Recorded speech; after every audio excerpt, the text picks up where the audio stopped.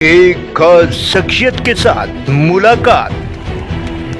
देखिए जयदेव पटेल के साथ नंबर 1 इंडिया न्यूज पर रोजाना रात 9 बजे। नमस्कार व्यूअर्स, मैं जयदेव पटेल और आप देख रहे हैं नंबर 1 इंडिया न्यूज। आपका एक बार फिर स्वागत है एक खास शख्सियत के साथ मुलाकात प्रोग्राम में। आज हम बात करेंगे झारखंड में हुए राज्यसभा चुनाव का परिणाम, जो सामने आए नतीजे, उसके बाद कहीं ना कहीं एनडीए प्रत्याशी की जो मिली जीत, उससे इंडिया ब्लॉक में एक भूचाल आ गया। ये भूचाल इस वजह से आया क्योंकि कांग्रेस के जो प्रभारी हैं के राजू, झारखंड के, उन्होंने एक बयान दिया कि कांग्रेस के हार के पीछे आरजेडी और वामपंथ जो है वो जिम्मेदार है। आखिर ये जो सियासत है, इससे इंडिया ब्लॉक पर क्या कुछ असर होगा? इन्हीं दामोदर बात करें। हमारे साथ खास सामान है झारखंड मुक्ति मोर्चा की राज्यसभा सांसद महुआ माझी। महुआ माझी, आपका बहुत बहुत स्वागत है आज हमारे प्रोग्राम में। जी, जी, जी, नमस्कार। महुआ माझी जी, आपसे मेरा पहला सवाल है कि झारखंड में राज्यसभा चुनाव के दौरान जो क्रॉस वोटिंग हुई, इसको आप कैसे देखती हैं? देखिए, ये क्रॉस वोटिंग सिर्फ झारखंड में नहीं है, अब तो देख रहे हैं कि पूरे देश में जिस तरह से सांसदों को भाजपा और एनडीए अपने खेमे में ला रही है, वही उसी खेल का। और यहाँ भी एक तरह से देखा जाए तो हुआ है। आपने देखा कि बंगाल में क्या हुआ, अभी आपके साथ सांसदों को किस तरह से भाजपा में विलय कराया गया। इस तरह से अभी महाराष्ट्र में भी आपने देखा, शिवसेना के 6 सांसद टूटे हैं फिर से दोबारा, और एनसीपी भी घबराई हुई है।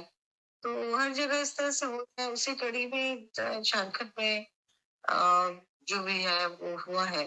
जी, तो इससे कुछ नई बात नहीं है, पहले भी ऐसा हुआ है और इस बार भी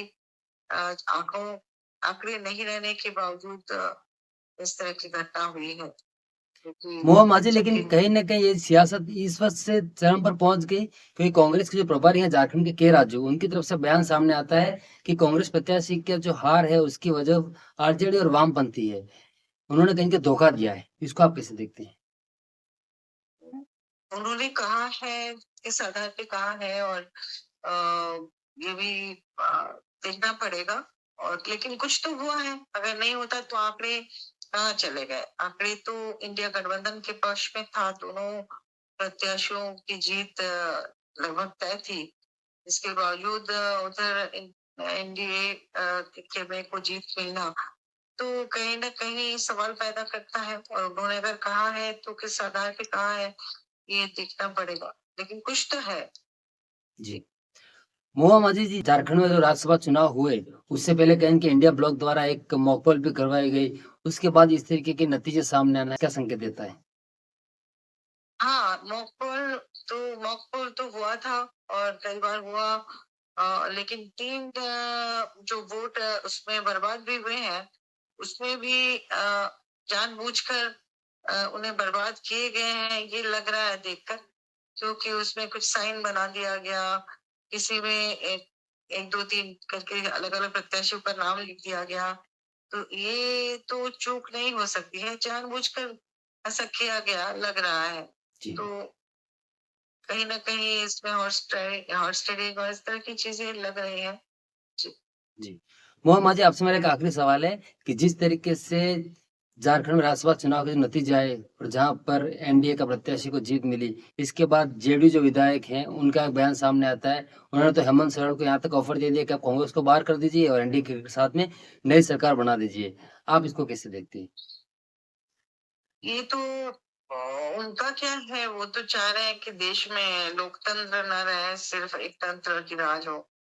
और जिस तरह से जेडीयू ने किया है, उनको लगता है कि बाकी लोग भी करें, लेकिन हर पार्टी का अपना डिसीजन है। और अगर सिर्फ एक ही पार्टी के साथ मिल जाए सब, तब तो ये लोकतंत्र ही नहीं रहेगा। और इस तरह की सलाह देने वाले वो लोग कौन होते हैं?